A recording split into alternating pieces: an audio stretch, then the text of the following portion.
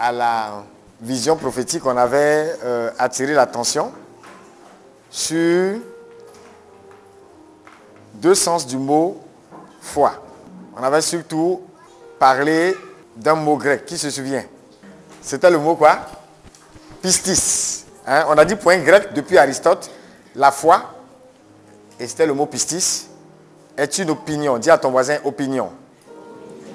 On peut dire aussi croyance. Dis à ton voisin croyance.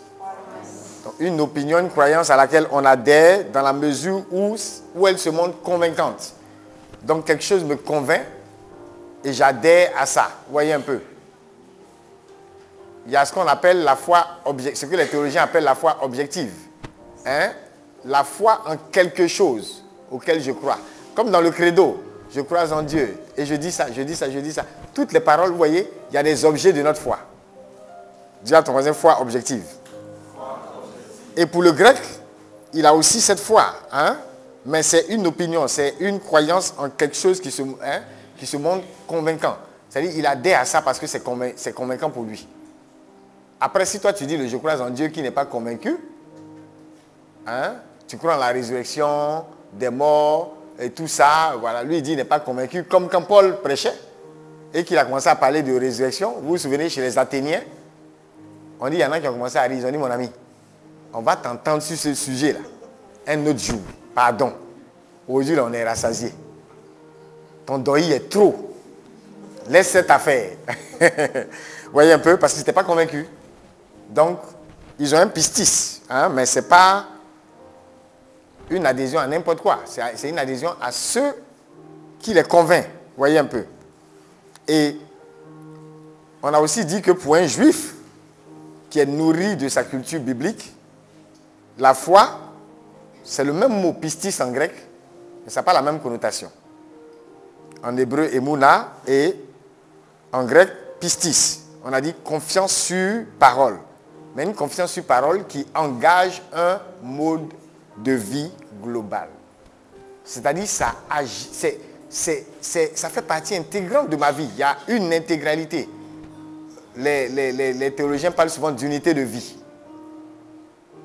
Et l'unité de vie, ce n'est pas compliqué à comprendre. Regardez comment aujourd'hui on se ment. On dit une chose et on fait le contraire. Notre vie même, là, souvent, ressemble à un mensonge. Je ne parle pas de toi, hein. Mais souvent même la vie, c'est-à-dire tu regardes ce que la personne dit et ce que la personne fait. Et même dans la parole de la personne, il y a souvent des contradictions. Il n'y a pas d'unité même dans sa propre parole. Il n'y a pas d'unité entre sa parole et ce qu'il fait. Il n'y a pas d'unité entre sa parole, ce qu'il fait, ce qu'il pose comme action, et la parole aussi de Dieu à laquelle il prétend croire. Donc c'est une division de vie, ce n'est pas une unité de vie. C'est tout sauf l'unité de vie. Donc vous avez bien noté ça, non? Qui avait déjà oublié? On va oublier ça, hein? Pistis. Donc à la vision prophétique, on en a parlé. Et justement, c'est important d'en parler parce que on n'a pas la même foi que les autres. Chacun peut avoir une croyance en quelque chose. Chacun croit en quelque chose. Et il faut savoir justement ce qui caractérise ta foi. Et Jacques, hein, dans le livre de Jacques, justement, il attire l'attention sur ce qu'on peut appeler l'ambivalence du mot foi. Puisque le même mot, en grec, désigne en réalité deux réalités différentes. Donc, le juif dit pistis, ça veut dire quelque chose, le grec dit pistis, et ça veut dire autre chose, alors que c'est le même mot. Donc, nous tous, on peut dire je crois, je crois, je crois, mais est-ce qu'on croit comme un chrétien? C'est pourquoi le concept de croyant non pratiquant, c'est comme un non-sens. Nonsense, comme disent les Anglais. Vous voyez un peu? Ça ne passe pas. Et c'est ce que Jacques aussi combat. La foi désœuvrée.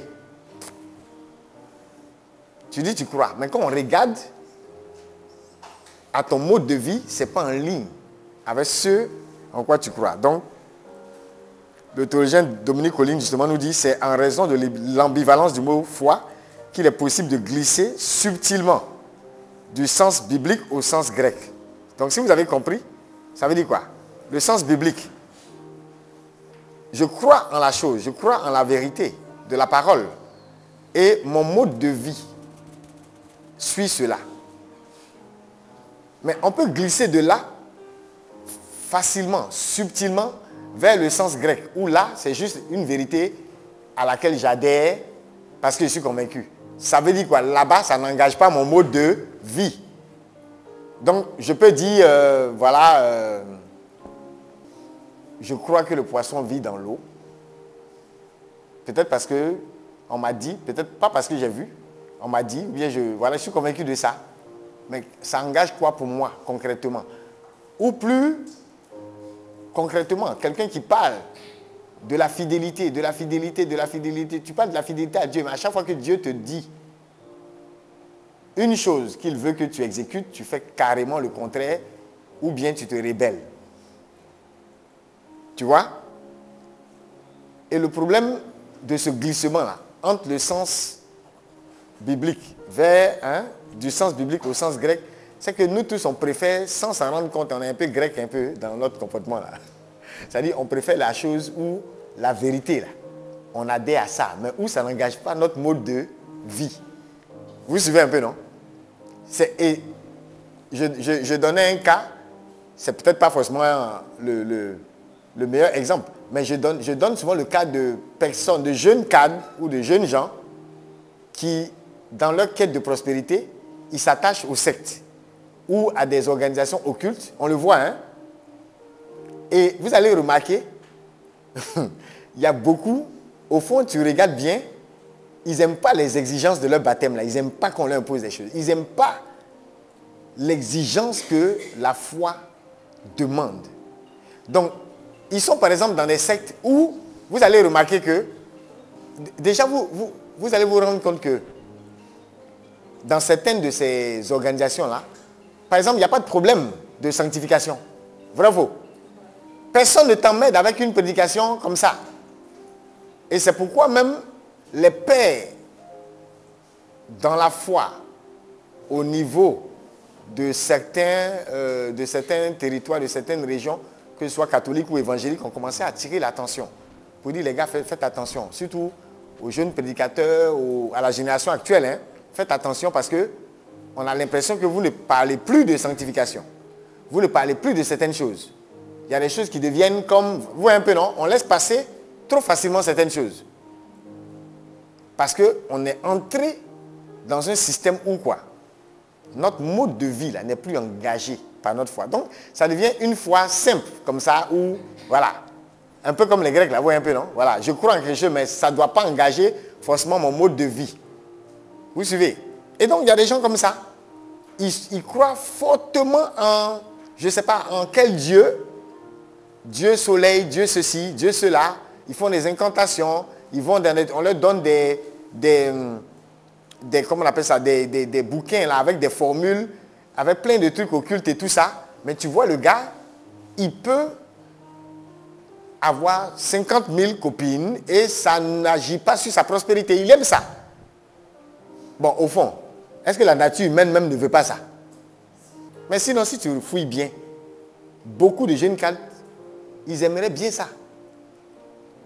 Une foi, une croyance où tu peux avoir promotion, où ton salaire peut tripler, quand tu veux, comme tu veux, où tu peux avoir les frais d'émission que c'est toi qui décides, ce n'est pas la comptabilité. Tu choisis comme tu veux. Où tu peux aller dans n'importe quel, voyager comme tu veux, faire ce que tu veux, et en même temps, avoir à faire quelque chose qui, en temps normal, est un mal pour ta femme, est un mal pour tes enfants, est un mal pour ta communauté, mais sans qu'on ne te remette en cause. Ta chair, notre chair, nous tous là, quelque part, a un petit côté comme ça. Dis à ton c'est vrai ou c'est faux? Comme dit le curé d'As, il y a le culte de la bête et le culte de l'ange en chacun. Tu vois un peu, non? Voilà. C'est pourquoi vous allez voir que dans ce processus de la foi, un peu comme au Saint-Sacrement, on dit quand tu es distrait, le curé d'As justement conseillait ça, mais il faut rester là. Ton ange gardien, au moins, il prie. Anne Griff, il n'est pas distrait comme toi. Donc au moins, il est dans la présence là. Ça lui fait du bien. Hein? Ah, ou bien, on ne fait pas du bien à nos anges gardiens aussi. Vous pensez qu'on ne leur fait pas du bien? On peut nourrir, hein? On peut les nourrir. Hein? d'une certaine façon, en griffe. Hein? Parce que imaginez quelqu'un qui est constamment... Vous pensez que quand nous on va dans les lieux saints, c'est parce qu'on n'a rien à faire. Qu'est-ce que vous pensez qui se passe dans ces lieux saints? Ou bien quand vous allez à la paroisse, à la messe, vous pensez qu'il se passe quoi là-bas? Je vais prendre un exemple simple.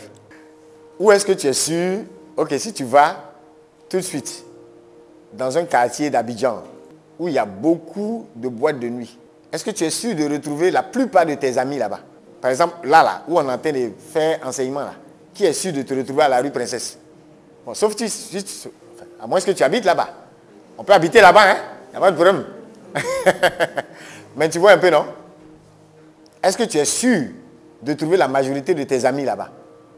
Certains d'entre vous, vous êtes tellement autour des choses, d'église, ministère, apostolat, lectrice en paroisse, comment on appelle ça? Accompagner le prêtre dans la mission. Vous êtes tellement autour, vous voyez un peu, non? De ça qu'il n'y a pas trop de chance, il n'y a pas beaucoup d'opportunités pour qu'on vous trouve dans certains lieux. Ça ne veut pas dire que vous ne partez pas là-bas. Mais ce n'est pas sûr que la plupart de tes amis même soient là-bas parce que tu as été plus habitué à l'église, par exemple, qu'au maquis. Quelqu'un qui a été plus habitué au maquis qu'à autre chose, il y a de fortes chances que la plupart de ses amis-là, il les croise au maquis. L'analogie que je suis en train de faire, quand vous allez dans une paroisse, votre ange là, c'est celui qui croise beaucoup d'anges là-bas. Amen fort. Il croise qui? Ses amis. Vous suivez un peu, non? Mais si vous allez dans un lieu qui n'a rien à voir avec son... Vous voyez un peu? Avec le territoire où il est à l'aise là. Vous ne le nourrissez pas en griffe. Si je dois parler de nourrir. De toute façon, on nourrit le Christ. Hein? Il dit si vous le faites à un de ses plus petits, c'est à moi que vous le faites. Donc de la même façon, je peux en griffe, hein? Voilà, parler de cette façon.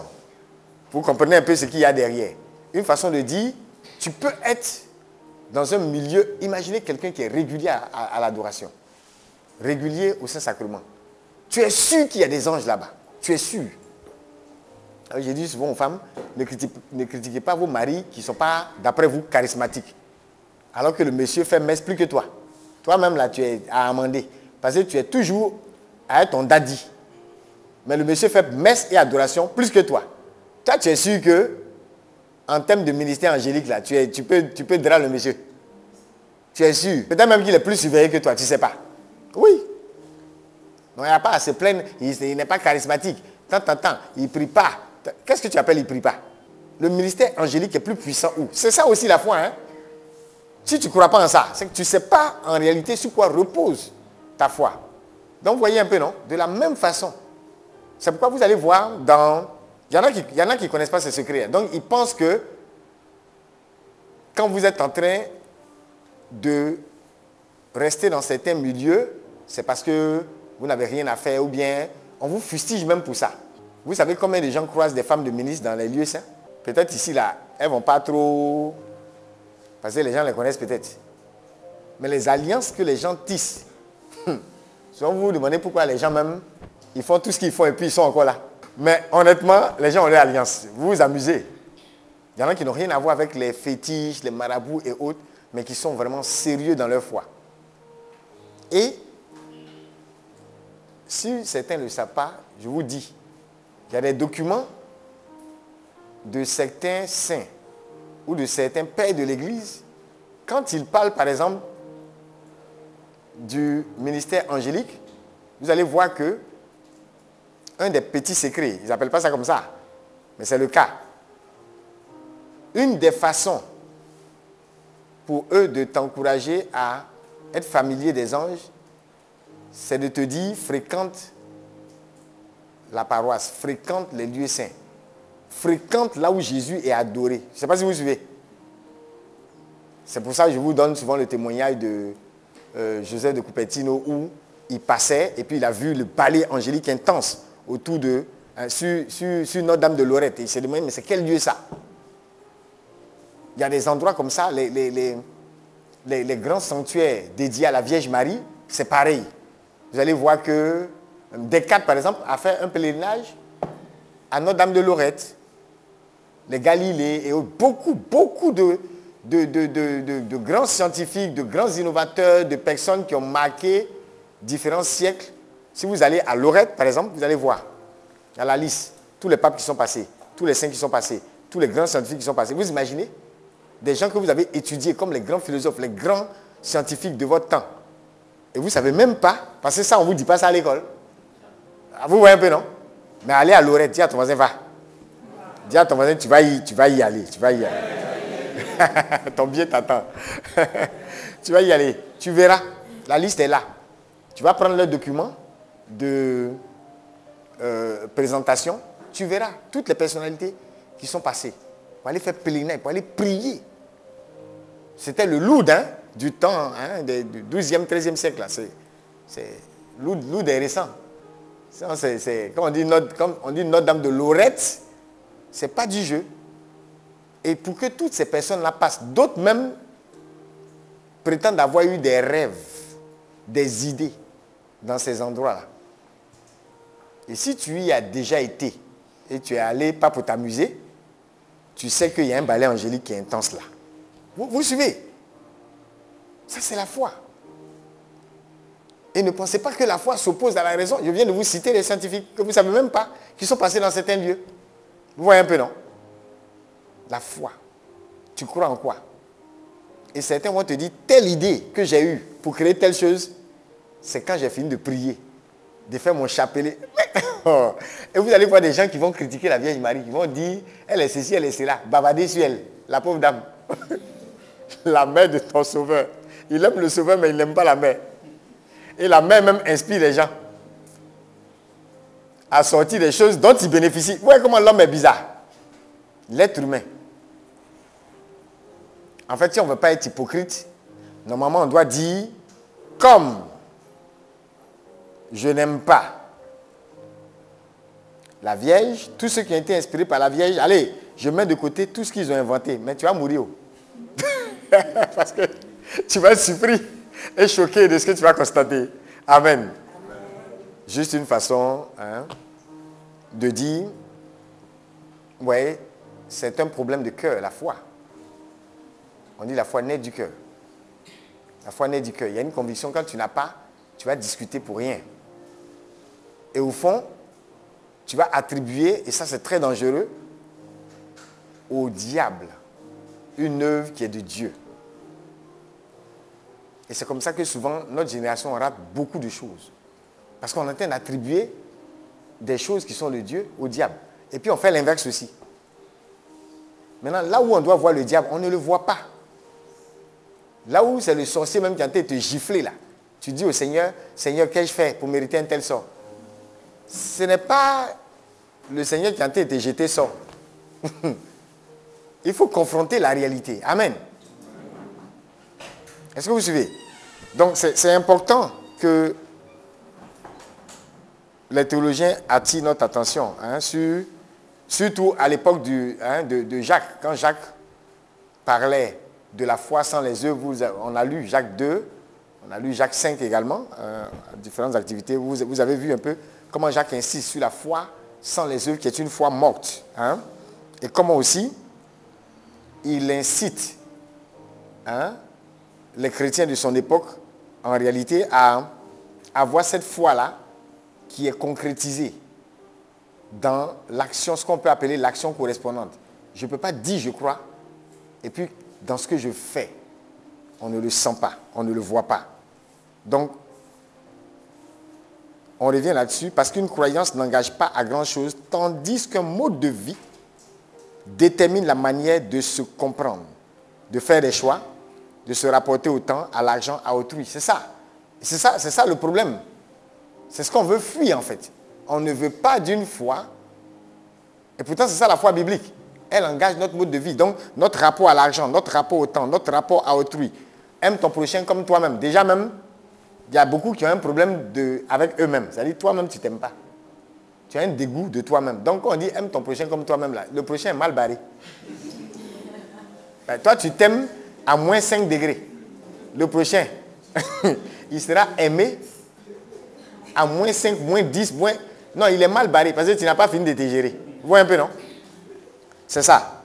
Et alors que quand on dit La croyance, la simple croyance, l'adhésion à la vérité, là. Bon, à la limite, tant que ça n'engage pas mon mode de vie, c'est-à-dire je peux croire en une parole donnée et puis gifler mon voisin.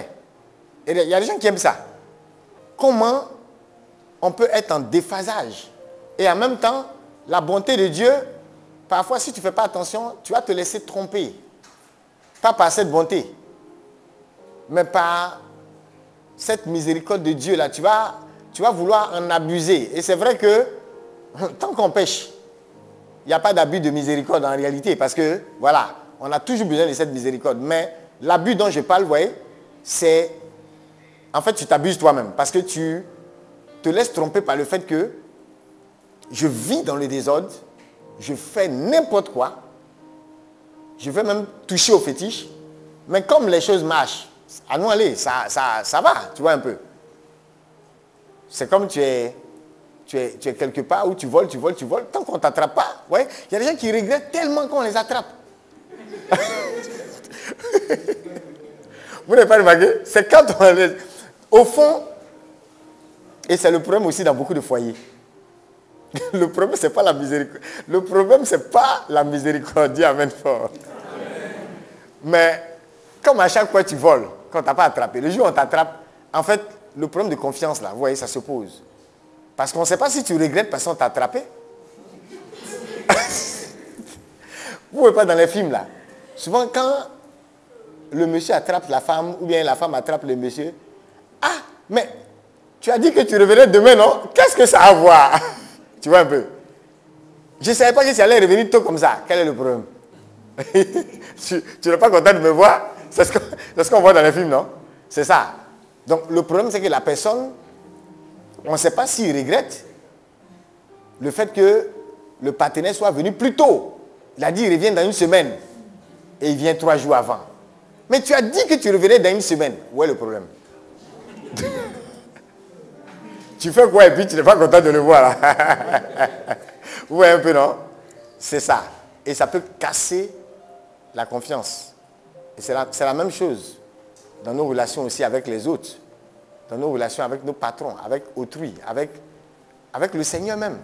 Et c'est ça le problème de cette ambivalence du mot foi. Donc, nous tous on dit foi, nous tous on dit pistis, nous tous on dit croyance, mais une simple croyance, elle n'engage pas à grand-chose. Je peux croire, mais dans mon rapport au temps, ça se voit que je ne respecte pas peut-être le temps des autres. Je ne respecte pas les occupations des autres, peut-être. Dans ma façon de me comporter, de faire des choix, je peux faire des choix sans impliquer le Seigneur, par exemple. Pourtant, je dis, je crois en lui. Et je crois qu'il est mon Seigneur, mon Maître suprême et mon guide. L'Éternel est mon berger et je ne manquerai de rien. Il est ton berger en commun. Quand pour faire des choix, tu le mets au placard. Vous suivez un peu, non? Et tu aimerais bien faire le choix qui, toi, t'arrange. En quoi il est donc ton berger, tu vois? Donc, la foi, au sens biblique, il ne faut jamais l'oublier, ça engage notre mode de vie. Regarde ton voisin, il faut lui répéter ça. Ça engage ton mode de vie. Dis à ton voisin, tu dois avoir une unité de vie. Ce que tu dis, ce que tu penses, ce que tu fais, alignement avec la parole de Dieu. Amen. Amen, amen, amen. Donc c'est important, vous voyez. Cet exemple que je donnais tout à l'heure, c'est ça, c'est pas pour fustiger. On a tous des failles. Mais c'est devenu un sérieux problème dans notre génération. Le décalage. Et ça arrivait à un niveau où, comme je disais, beaucoup de pères ont commencé à interpeller. Parce que finalement, les gens ne croient plus en ce en quoi vous croyez. Votre foi là n'attire plus. Il y a un problème de crédibilité, de relevance de la foi. C'est pour ça que dans beaucoup de territoires, on voit cette crise de la foi. Les territoires où on transforme des églises en boîtes de nuit. Vous pensez que qu'est-ce qui est en train de se passer? Dis à ton voisin, réponds. Chapelle Bar, on a parlé de cette histoire-là, non? Où quelqu'un se baladait et puis il a vu un homme de Dieu arrivé dans un coin, il voit un coin, Chapel Bar. Il dit, c'est quoi? Il dit, aïe, Chapel Bar. Donc il a demandé au chauffeur, il dit, cette combinaison-là, ça ne marche pas. Quel est le problème? Oh, c'est rien du tout, hein. C'était juste une chapelle qui est devenue un bar. Oui, un peu. Qu'est-ce qui se passe si on ne va pas regarder du côté de notre mode de vie, du côté de nos actions correspondantes, du côté des preuves de notre foi? Il y aura toujours problème. Je ne peux pas dire, je crois. J'ai donné tout à l'heure l'exemple de la prophétie, mais ce n'est pas compliqué. Même vous, il y a des moments où vous n'avez reçu aucune prophétie. Mais tout s'est passé dans votre vie conformément à la prophétie que vous n'avez pourtant jamais reçue. C'est vrai que quelqu'un me suit. C'est du genre, tu n'as pas entendu une parole qui dit, hey, mon gars, il ne faut pas passer dans le coin, là, ils vont mettre une bombe là-bas. Pourtant, quand tu t'es levé le matin, tu n'as pas entendu cette voix. Mais c'est là-bas que tu devais partir. Mais tout en toi combattait ton départ là-bas.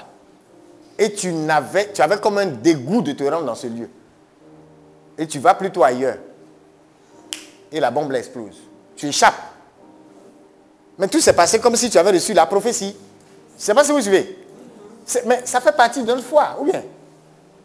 Je crois que l'Éternel est mon berger. Donc même si je n'ai pas entendu une parole, je sais que je suis guidé par le Seigneur. Est-ce que vous suivez? Le Seigneur m'oriente. Il est vraiment mon berger. Il va guider mes pas. De sorte à ce que, comme disait quelqu'un, même si en guidant mes pas, je le suis, et qu'il se retrouve en enfer, l'enfer là va devenir paradis. Amen fort. C'est ça aussi la foi, ou bien? Donc le Seigneur, n'oubliez pas, il ne se répand pas de ses dons. Et c'est encore ce qui trompe beaucoup.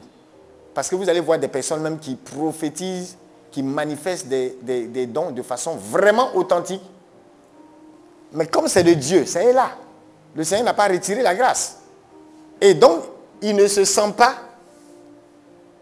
l'obligation de parfois changer son mode de vie. Si tu ne fais pas attention, il va même prendre ça pour faire règlement de compte. Ouais, un peu, non? Comme dans un...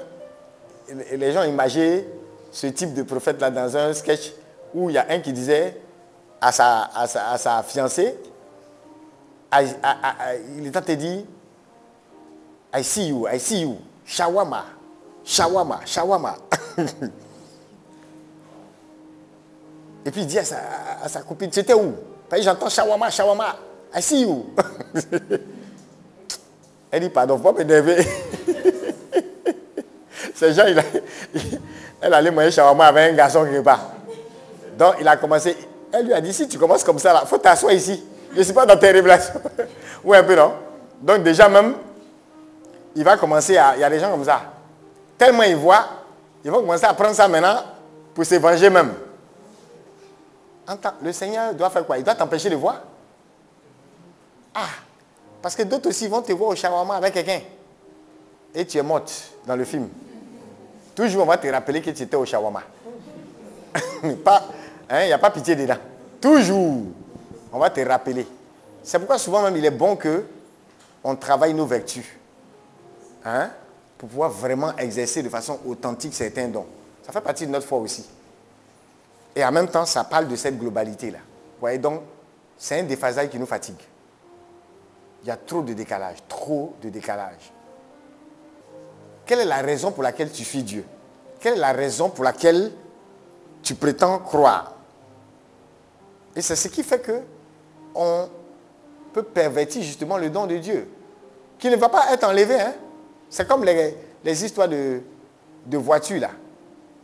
Les Renault, c'est quoi? R4, non? Renault 4.